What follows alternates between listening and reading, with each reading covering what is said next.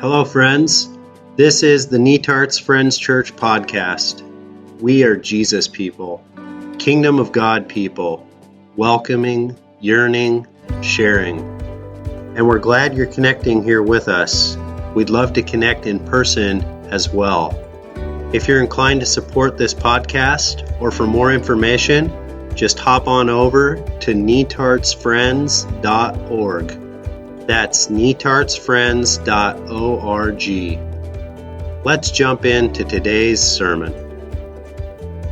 Hello, friends. We kicked it off this past Sunday with a discussion question. Did you make a New Year's resolution that you are willing to share? What do you find to be helpful or unhelpful about setting goals and making commitments to yourself? So take a moment, if you're listening along with someone, chat with them about that, or just take a moment to reflect on that.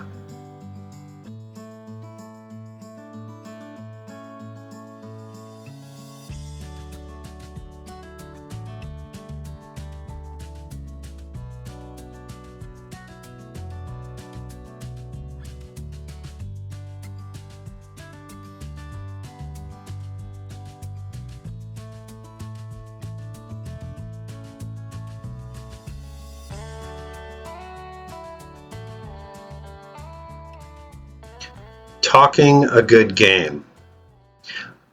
I, Aaron Carlson, talk a good game.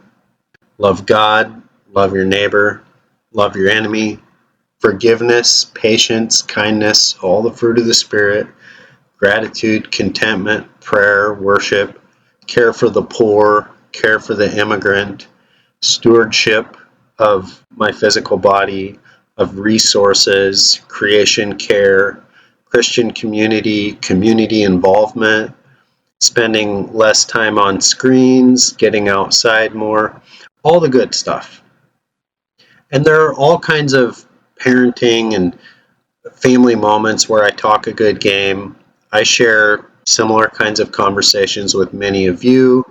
I prepare sermons most weeks of the year where I talk a good game. I make plans and commitments and promises. I tell people I'll be there, I'll do this, I'll take care of that. In various ways, I say to the people around me, this is how I see the world. This is what I value. This is what I think is most important. This is my ideal. This is the way I want to live. This is the way I wish others would live. I talk a good game. And in your own way, you talk a good game too. You have hope. You want the future to be brighter and better, and you have a picture of what you need to do to make that so. You have priorities and things that are important to you. You make plans. You have ideals.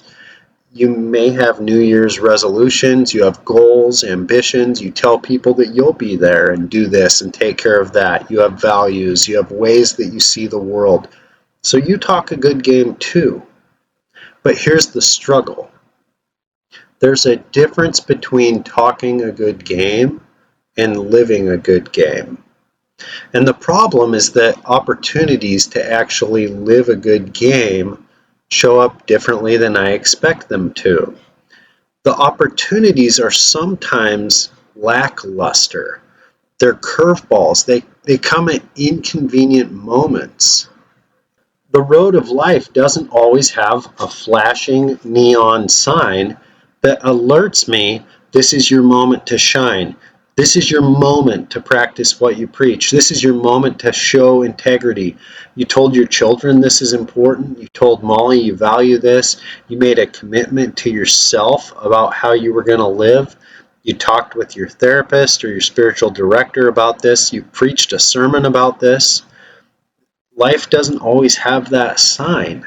And so sometimes I miss my moment to live a good game. It doesn't feel good to live differently than you said you were going to live, and yet we all know that feeling. Life doesn't have a pause button. It's always moving. It's always going somewhere.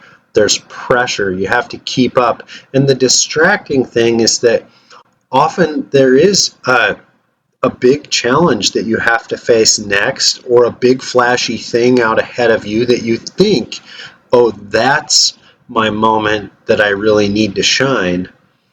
And you kind of fixate on whatever that is, but then the actual moment to live a good game sneaks up on you out of left field, and you blink and you've missed it. It's over before you know it.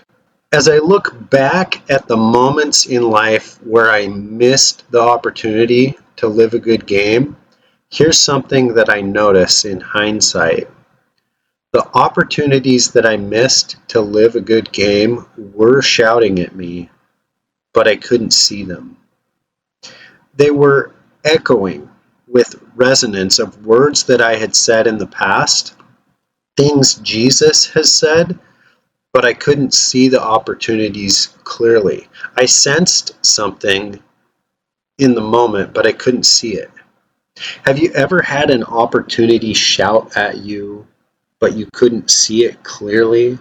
You sensed something, but you couldn't tell what it was? It brings us to our gospel story today, and this may help bring some clarity. So, Jesus talked a good game too. At the beginning of his ministry in his own hometown, Jesus declared recovery of sight for the blind. He declared a ministry for the oppressed, the outcast, the overlooked. Jesus told stories about what loving your neighbor actually looks like. He told a story of a priest and a Levite who they're on the road from Jericho to Jerusalem, and there's this man who's been beaten up and left for dead, and they both refuse to stop. But then he tells this part of the story about a Samaritan. Think a character in our day like a foreign drug dealer. And this guy did stop, and he did help. He did take care of the man who had been left for dead. And Jesus tells this story as a picture of what it looks like to love your neighbor. Jesus told a story about a man who ordered his servants to go out to the streets and the lanes, the alleys, the roads, the country lanes, to bring in the poor, the crippled, the blind, and the lame to his banquet. And all of these, I'm just highlighting three little moments of Jesus' life. He talked a good game. Like, this is just Jesus talking. But could Jesus capitalize on the opportunities to actually live a good game? So this is where our story picks up. In Luke 18, Jesus had just finished talking to his disciples about Jerusalem. We're going up to Jerusalem. Everything that's written by the prophets about the Son of Man will be fulfilled. He's going to be flogged. He's going to be killed. He's going to rise again. Jerusalem was the massive challenge ahead of Jesus, and it was going to require all of his energy, all of his focus, all of his strength. It was his big moment to shine, Jerusalem. And it just so happened that on the road from Jericho to Jerusalem, the road into Jerusalem, there's a blind guy. The Gospel of Mark calls him Bartimaeus, which can be translated son of filth. In his world, Bart, the son of filth, was an expendable. He was the least, the last, the left out, lower than an unclean person. Society had no need for him. He didn't matter to anyone. His only way of staying alive was to place himself beside a busy road, in this case roughly 15, 16 miles out from Jerusalem, and beg from the thousands of people making their pilgrimage to Jerusalem for religious festivals every year. And so that's where Bart, that's what I'm calling him, the son of filth, plopped himself. Would Jesus live a good game? So here's the scripture. Luke 18, 35 through 43. As Jesus approached Jericho, a blind man was sitting by the road begging. When he heard a crowd going by, he asked, "What's going on?" They told him, "Jesus the Nazarene is passing by." So he called out, "Jesus, Son of David, have mercy on me." Those who were in front scolded him to get him to be quiet. Mark's gospel says, basically, to get him to shut up. But he shouted even more, "Son of David, have mercy on me." So Jesus stopped and ordered the beggar to be brought to him. When the man came near, Jesus asked him, "What do you want me to do for you?" He replied, "Lord, let me see again." Jesus said to him, "Receive your sight. Your faith has healed you." And immediately he regained his sight and followed Jesus, praising God. When all the people saw it, they too gave praise to God. Bart, the son of filth, was only an unseen voice, an opportunity, shouting at Jesus amid a cacophony, a crowd of other voices. I find so much of my story and your story within this story. We talk a good game. We talk about the way the world should be, about the way we want the world to be. And we talk about how the priests and the Levites of our day, the so-called leaders of this world, are totally blowing it and missing their moment, failing to stop, failing to help the poor, failing to help the vulnerable left for dead. And meanwhile, we are on the road from our own Jericho to our own Jerusalem. And we're focused on some really big challenges that are up ahead of us, and they're going to require all of our strength and all of our energy. And we're focused on opportunities to truly shine, and we're certain that we have our priorities straight. And there's an unseen voice, an unseen opportunity to live a good game, and it's shouting at us from somewhere behind all of the other voices, all the important agendas that are out in front of us, up in front. Somewhere off the walls of our past, there's an echo shouting at us. There's a reason that this moment matters, but there's too much hubbub for us to see who or what is even shouting. There are too many other agendas and people in front, priorities, importance, status, position, prestige, too many other voices trying to shut up this opportunity. How many times every day do we ask the same question Jesus asks? What do you want me to do for you? What do you want me to do for you? But how often is that a tired question? A bored question, an exhausted question, a distracted question, a numb question? How many times do we fail to realize this is our moment to live a good game? We're living the moment we've been talking about. There's a miracle that's trying to unfold in ordinary time. It's a moment that we would think of as a nothing, a nobody, a throwaway, a least, a left out. It doesn't matter. Ordinary miracles for ordinary people don't always have big flashing lights telling us, get ready, this is about to be incredible. They're just a voice somewhere off to the side. We talk a good game, but then we struggle to take our moment, to live a good game, to walk with Christ through the paths of life, to follow Christ, to abide with Christ, to have Christ abide in us. You and I need a Jesus who stops for Bart, the son of filth. Jesus stopped. The priest and the Levite on the road to Jericho didn't stop. And so often you and I struggle to stop, to slow, to recognize the moment. We need a Jesus who stops. Whatever the speed, the hubbub, the threat, the pressure of life, We need a Jesus who catches us, slows us. We need the stories we tell and the stories we live to line up. Jesus invited the opportunity to come closer. Jesus didn't just tell a parable about bringing the blind to a banquet. Jesus invited those who were in front, those who were first in status, real people, to actually turn around, to take a step back, to actually take the hands of Bart the son of filth and lead him across the way to Jesus, to help him take a step forward.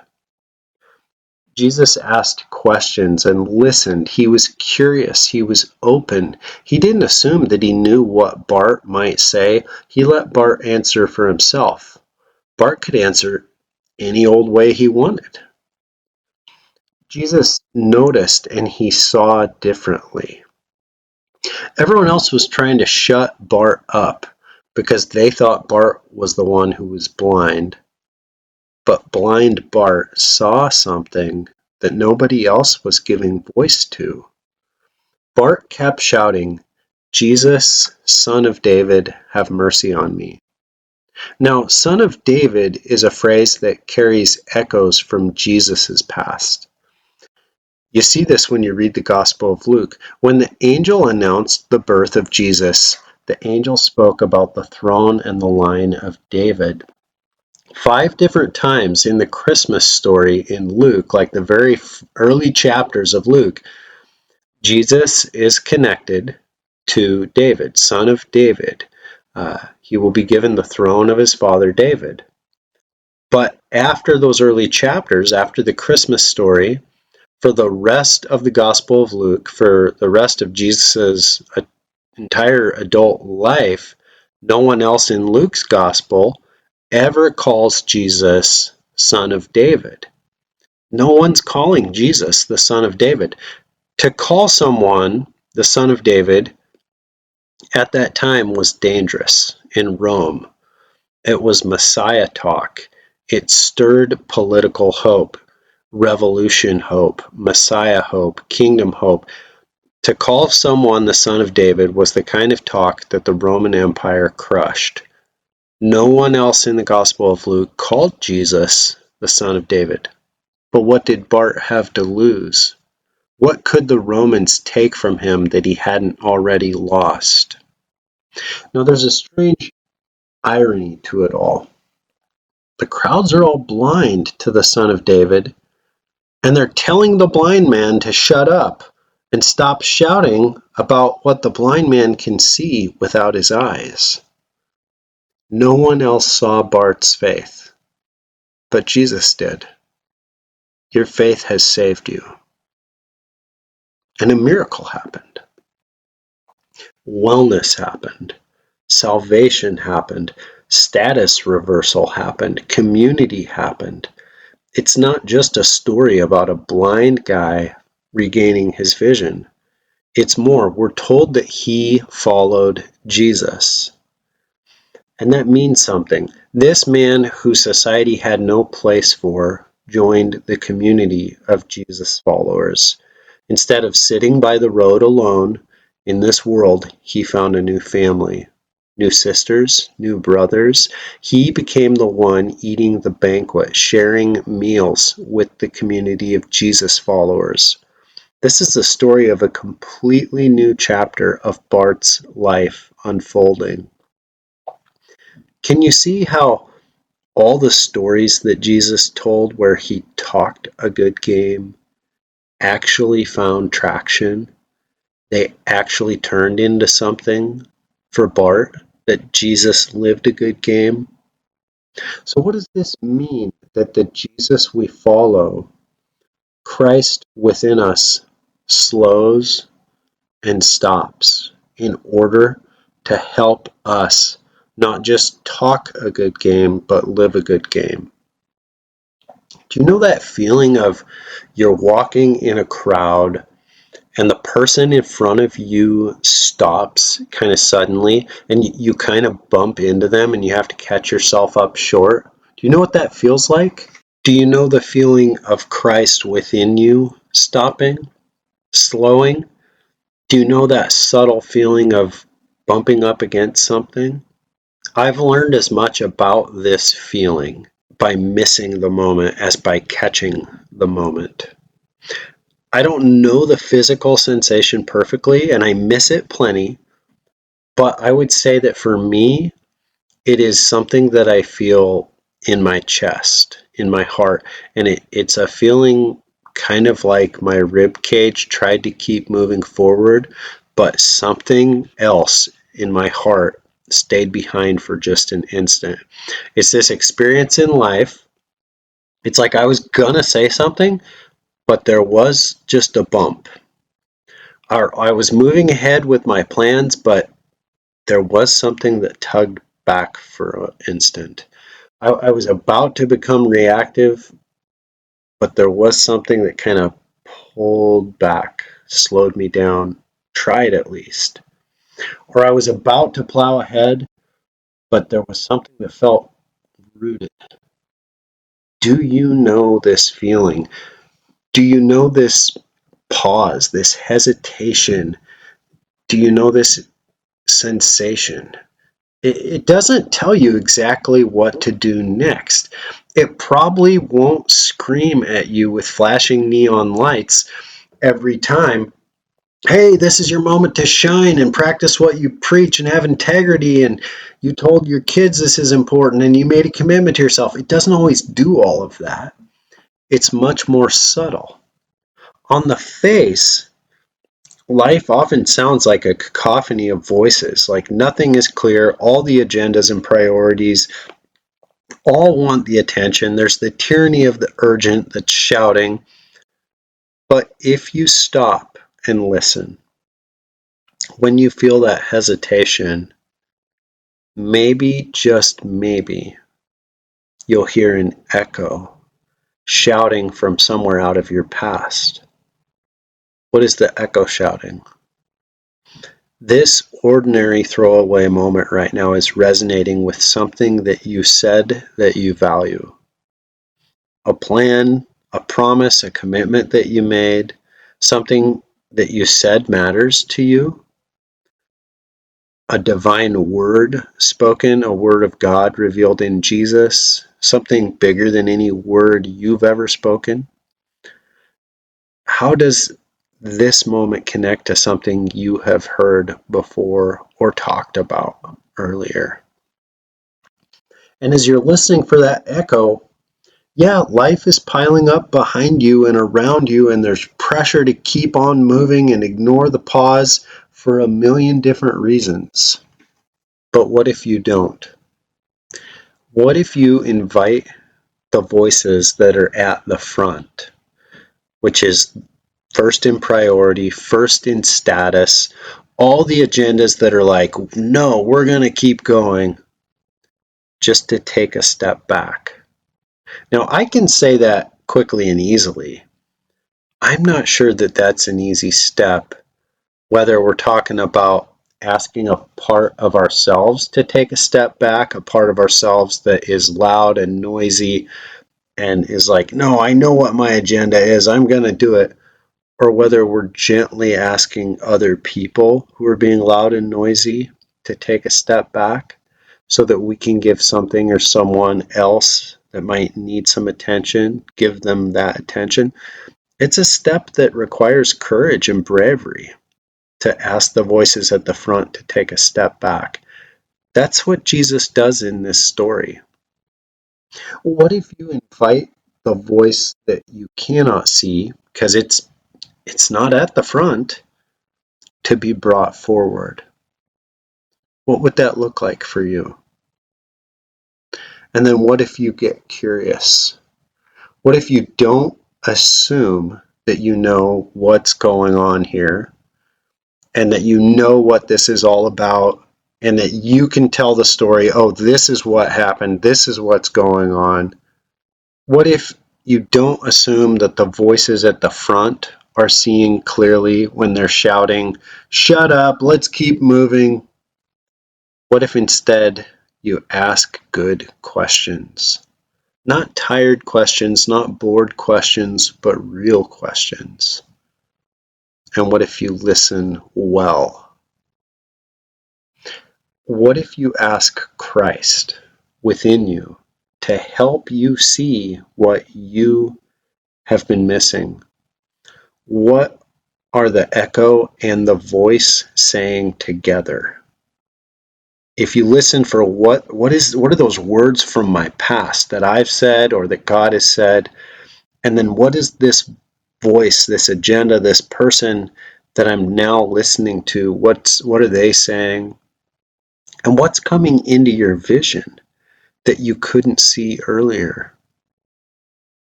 What does it look like for you in this moment to not just talk a good game, but to live a good game?